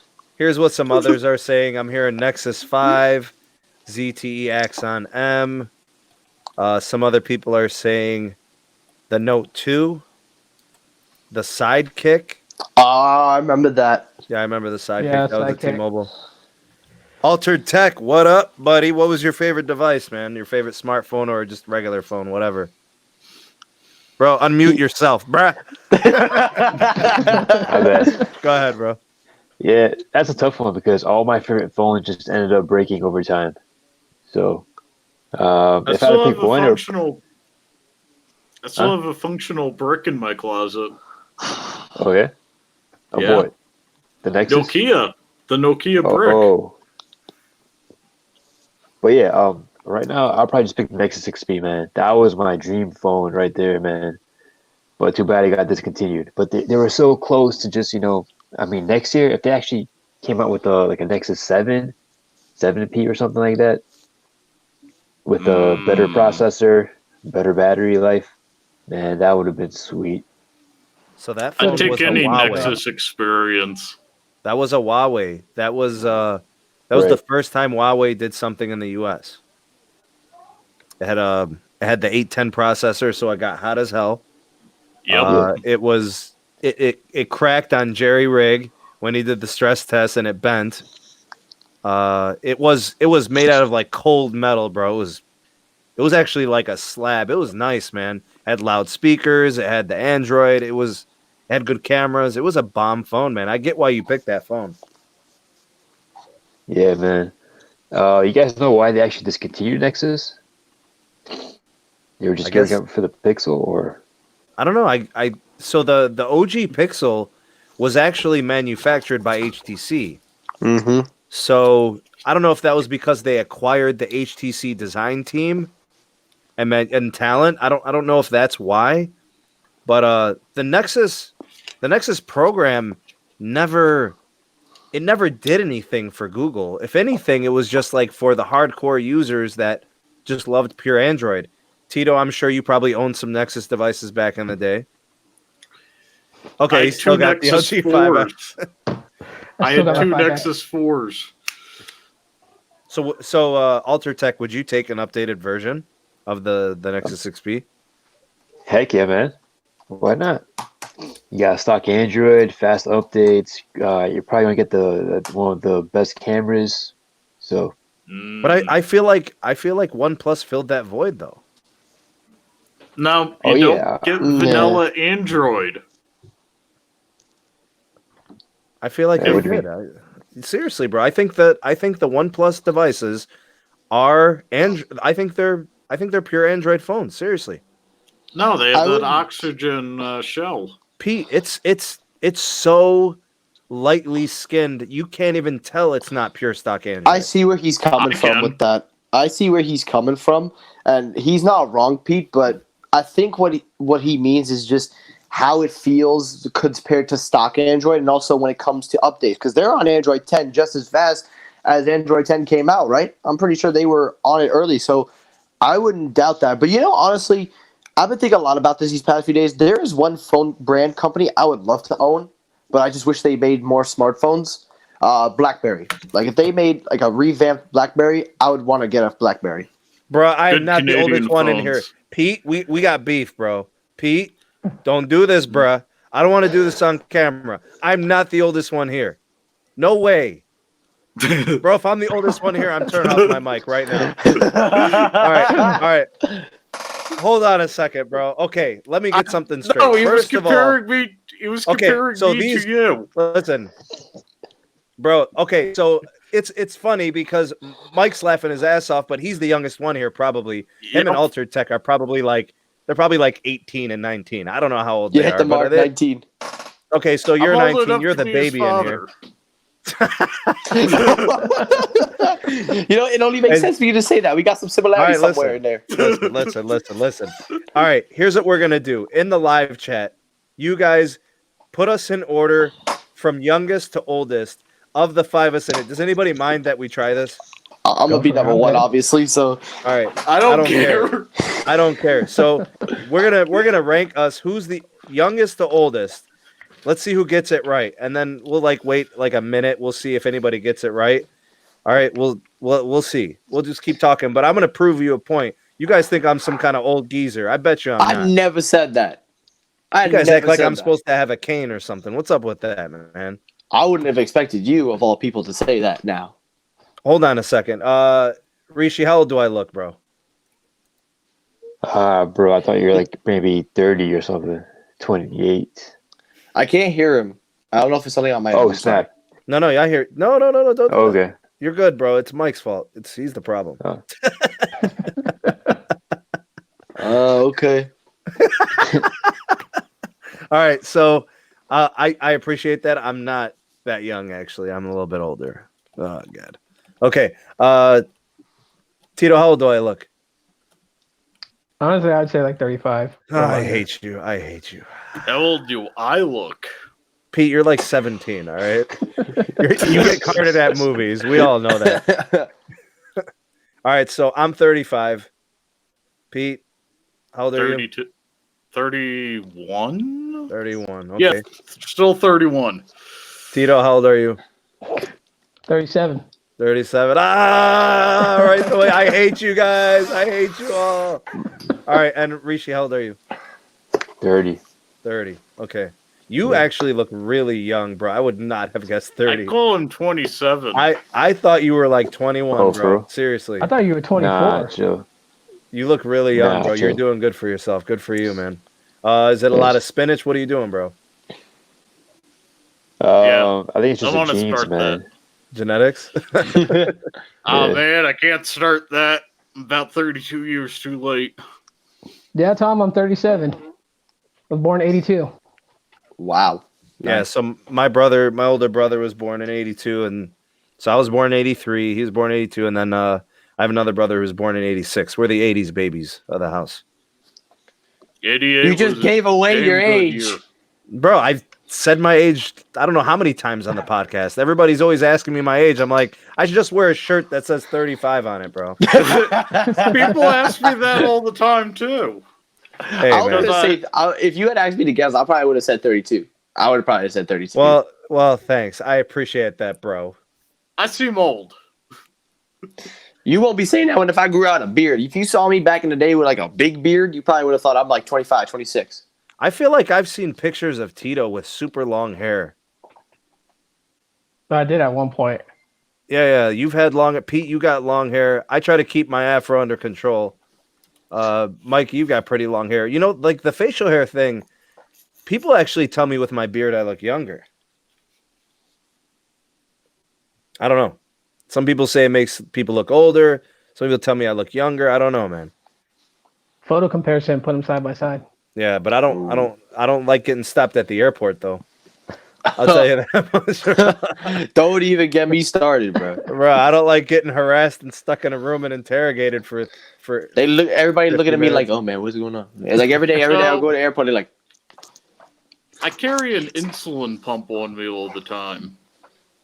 The most frustrating thing I've ever encountered was them asking me if it was a bomb. And That was the first time I've told somebody working at the TSA to go F themselves. And then I cited ADA, and he let me through after 5 minutes. Wow. bro. The one time TSA that is happened always to a me- problem. Go ahead. Mikey. yeah, I went through that situation just when I turned 18. So we were going on a trip to Europe. We were flying out of Newark, and they had me go through TSA literally 3 times. 3 times. They made me go through one scanner, then they put me on another, the one where you put your hands up, and then the third one, it was just another walkthrough. Then they stopped, they scanned, they freaking frisked me down. I was like, bro, what are you doing? You had me go through this 3 times. Like, can I just go to my parents? My parents were long gone. I was still going through that. And Don't it was get me annoying. started about TSA Newark. I hate it. It's really I bad, hate bro. it. I've been there. It's bad. They thought my Wii U was a bomb, too. What? Yeah, they're really yeah, my bad there, Wii bro. U, it says Wii U. They had me turn it on and play some Xenoblade.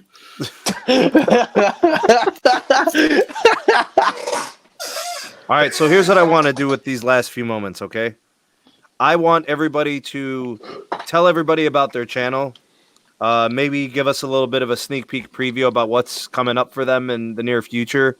Video productions, things that they're working on. So tell everybody what your channel is, tell them about it, and then what you got coming up the pipeline. And let's start with Technoid because you're here. All right. Well, as you guys know, I am a tech channel. There's really nothing special about me from the surface. It sounds tech channels, everyone every there.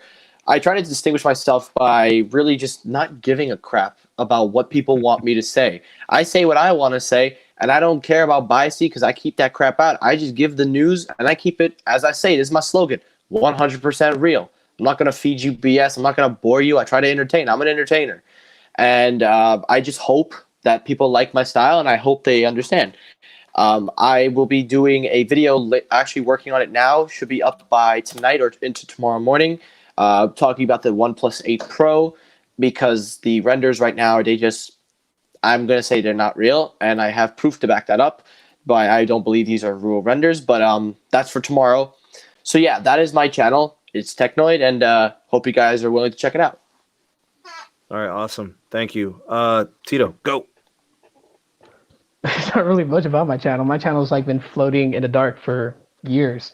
But truth is, I have a YouTube channel only because everybody at my house is sick and tired of listening to me talk about tech. It's like I sit at the dinner table, I talk tech, they turn pasty, they look the other way. So it's like I need people to listen. So Yeah.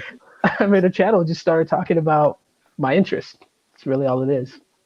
Okay, and he can be found at Aloha Android.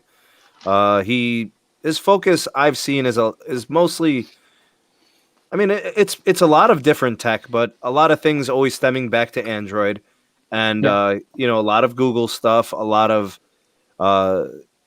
comparisons of what different tech companies are doing. He also gives his consumer view because at the end of the day, I think we're all still buying the stuff with our own money. So, Yeah. Go ahead. For just answering a comment real quick, I've been type 2 diabetic now for like 6 years. To Gilbert. But yeah, okay. I mean, originally when I started my channel, really all it was like I was buying a lot of like Virgin Mobile, Boost Mobile budget phones, right?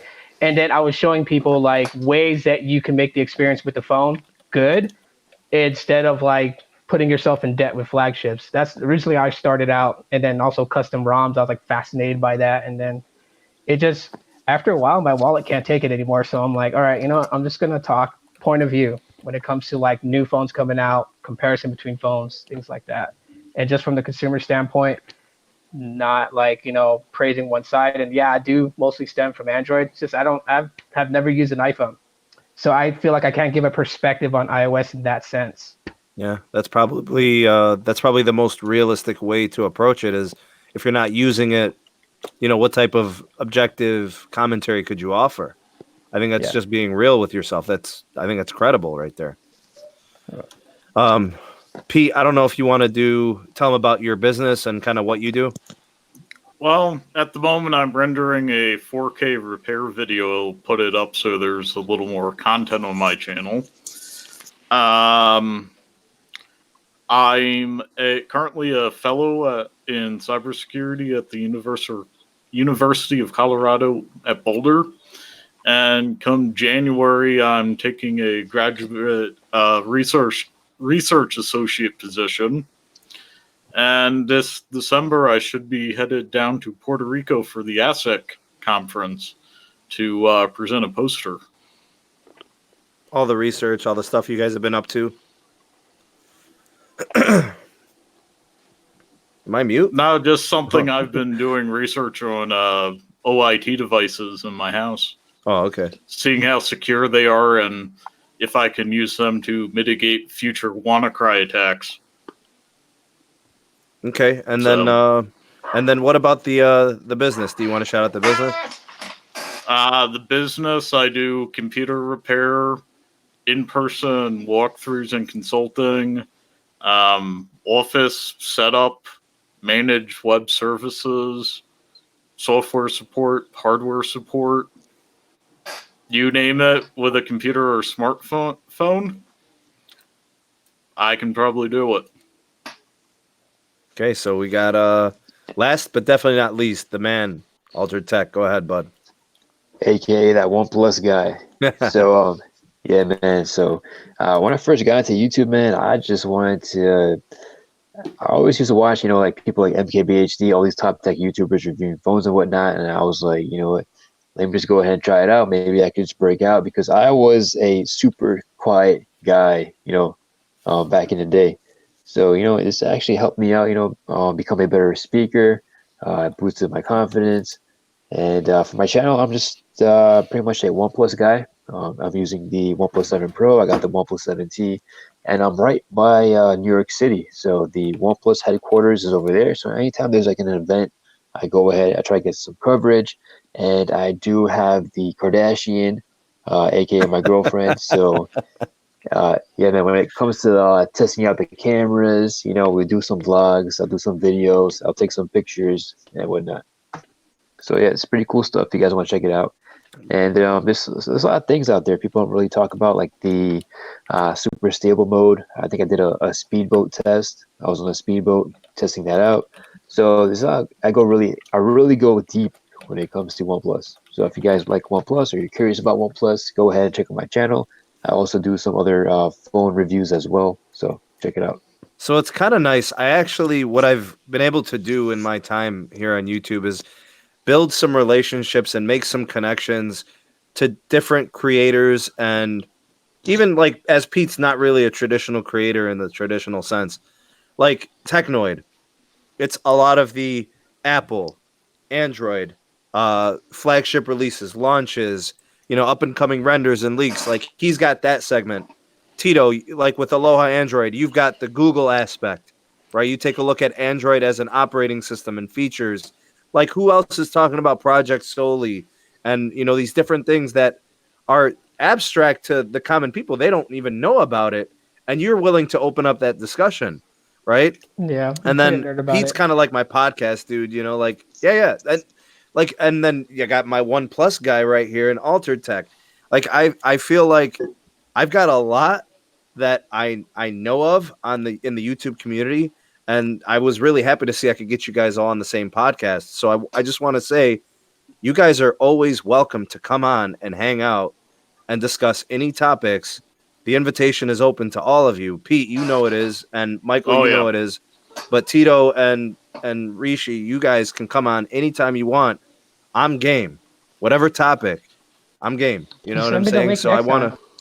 Yeah, absolutely. I'm sorry I came late. I'm really sorry, man. I was like, So another thing about me is the lab I work in and conduct some of my research and writing in is an active 5G lab.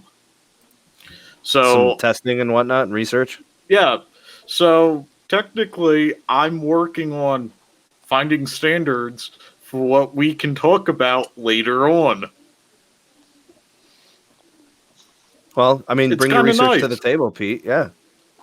And if something gets published that I touch, I can bring it up. Until then, I can't.